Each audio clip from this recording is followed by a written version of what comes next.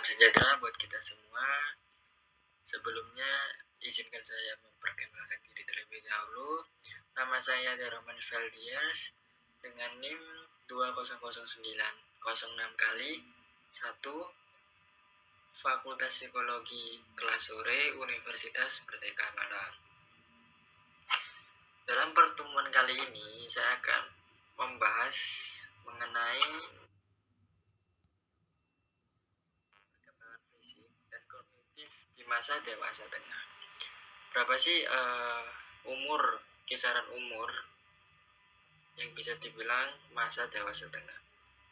Masa dewasa tengah itu kisaran umur antara 40 sampai 60 tahun.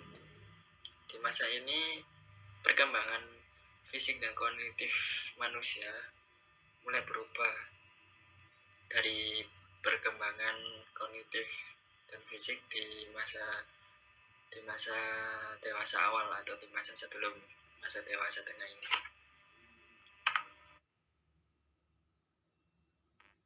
Sebelum kita menginjak lebih tahu mengenai perkembangan fisik dan kognitif masa dewasa tengah, kita kenali dulu apa sih perkembangan manusia. Dalam slide ini sudah dijelaskan perkembangan manusia. Manusia merupakan makhluk yang memiliki kemampuan untuk mengembangkan diri dengan bantuan dari dalam maupun dari luar dirinya. Bantuan dari luar itu meliputi ilmu pengetahuan dan bimbingan dari orang lain. Sedangkan bantuan dari dalam yaitu perkembangan yang berhubungan dengan dirinya sendiri seperti pertumbuhan fisik maupun mental. Bimbingan dan pengarahan menjadi faktor penting dalam membantu perkembangan diri manusia. Tetapi jika bimbingan dan pengarahan yang tidak sesuai dengan kemampuan yang dimiliki akan memberi pengaruh yang kurang baik bagi perkembangan manusia dan menyebabkan sulit untuk berkembang. Ketika manusia sudah dapat memilih dan menilai apa yang telah dianggap baik untuk dirinya dan orang lain, pada masa inilah manusia telah memiliki kematangan dalam dirinya. Kematangan dalam pertumbuhan inilah yang disebut dewasa.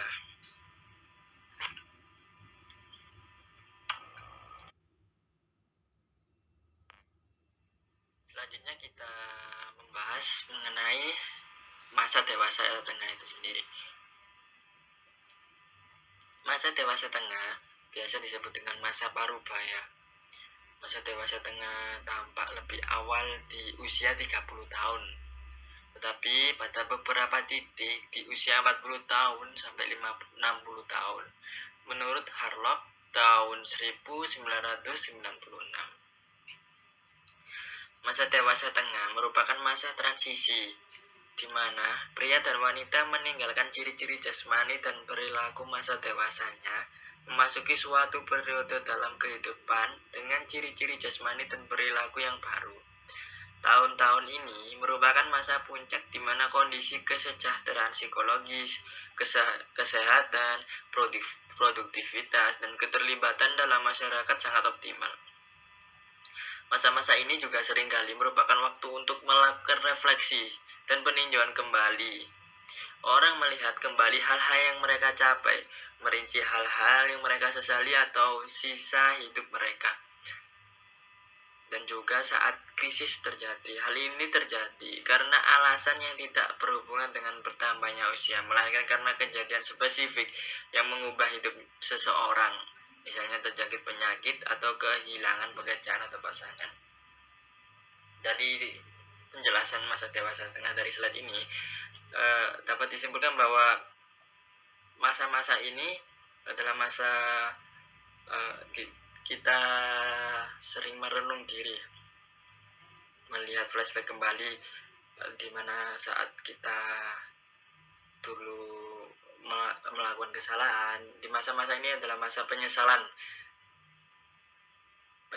diri atau pendekatan diri. Di masa ini jiwa religi kita itu lebih meningkat daripada di masa dewasa awal atau di masa muda kita.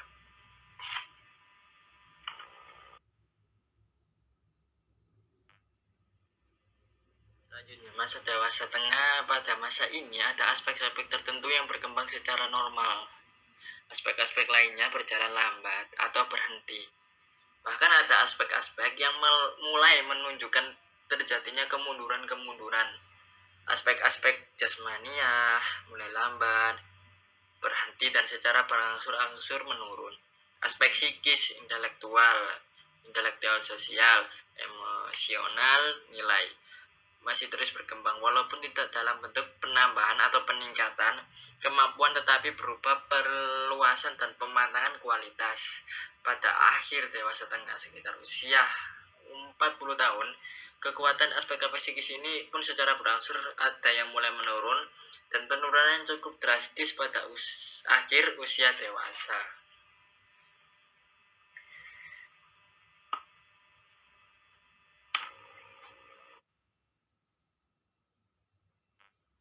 Berikut adalah ciri-ciri dewasa tengah. Ciri-ciri masa dewasa tengah itu masa yang ditakuti. Kenapa masa yang ditakuti? Karena masa-masa ini masa-masa yang mungkin usianya sudah menginjak 40 ke atas. Masa-masa yang lebih khawatir akan kesalahan-kesalahan atau dosa-dosa yang masa mudanya dulu ya lewati, atau dengan maksudnya cara ditakuti itu penyesalan dulu mulai teringat kembali. Yang kedua adalah masa transisi. Masa transisi yaitu masa dari perkembangan masa muda berkembang atau berubah ke masa dewasa tengah, masa usia 40 tahun ke atas. Yang di masa transisi pasti maksudnya ada perubahan secara signifikan, entah itu secara fisik ataupun kognitif. Yang kedua, masa penyesuaian kembali. Yang ketiga, masa penyesuaian kembali. Yang keempat, masa sepi. Masa sepi ini adalah masa yang dimana di umur ini ya sering merasa sendiri, karena di umur ini masa-masa merenungkan dirimu. Masa-masa 40 sampai 40 ke atas adalah masa merenungkan diri. Masa evaluasi yang sudah dijelaskan dari slide sebelumnya adalah masa untuk mengenang masa-masa lalu dan juga mengevaluasi dengan meningkatkan mungkin tingkat religius kita. Seperti itu. Masa jenuh, karena masa ini kita secara fisik itu pun berkurang. Mungkin yang dulu masa mudanya masih kuat, karena secara fisik lambat laun akan menurun fisiknya. Masa-masa jenuh, masa-masa yang mungkin tidak terlalu aktif seperti masa mudanya. Yang terakhir, masa keseimbangan dan ketidakkeseimbangan.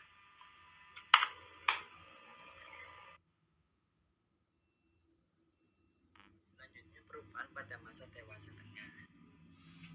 Perubahan pada masa dewasa tengah ini yang pertama, perubahan biologis. Melihat dan mendengar adalah dua perubahan yang paling menyusahkan dan paling tampak dalam masa dewasa tengah. Daya akomodasi mata mengalami penurunan paling tajam antara 40 sampai 59. Menilai bahwa menopause sebagai pengalaman positif, bahwa mereka tidak lagi harus khawatir tentang kehamilan atau periode menstruasi, atau perasaan netral tentang semua hal itu.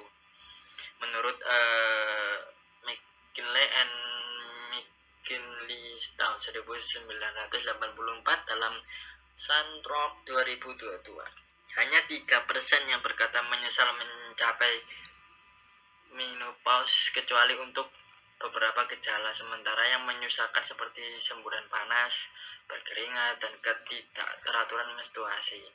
Sebagian besar perempuan secara sederhana berkata bahwa menopause bukan lagi persoalan yang begitu penting seperti yang diribukan oleh banyak orang.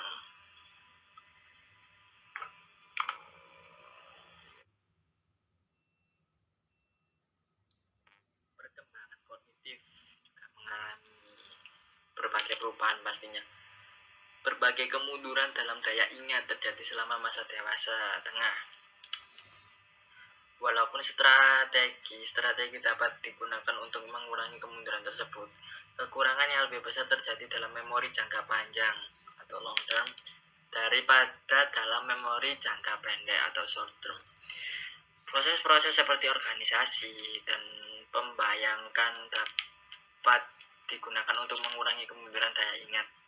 Kemunduran yang lebih besar terjadi ketika informasi yang diperoleh bersifat baru atau ketika informasi yang diterima saat ini tidak sering digunakan. Dan ketika yang digunakan adalah proses mengingat kembali atau recall daripada proses mengenali atau recognition, buruknya kesehatan dan sikap-sikap yang negatif berkaitan dengan kemunduran daya ingat.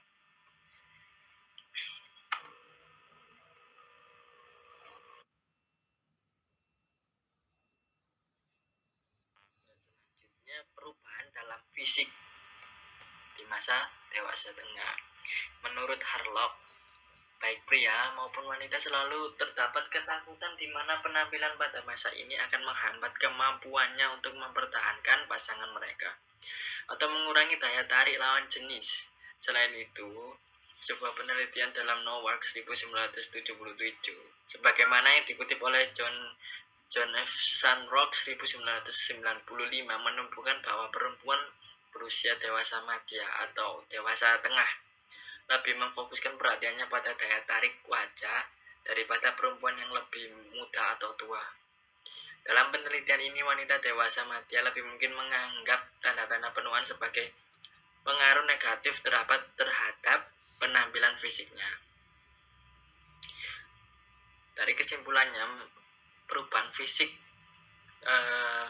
baik pria maupun wanita itu terlihat jelas dalam masa dewasa ini. Ya, secara caranya beraktivitas, secara wajah itu terlihat jelas dalam perubahan di masa dewasa tengah ini.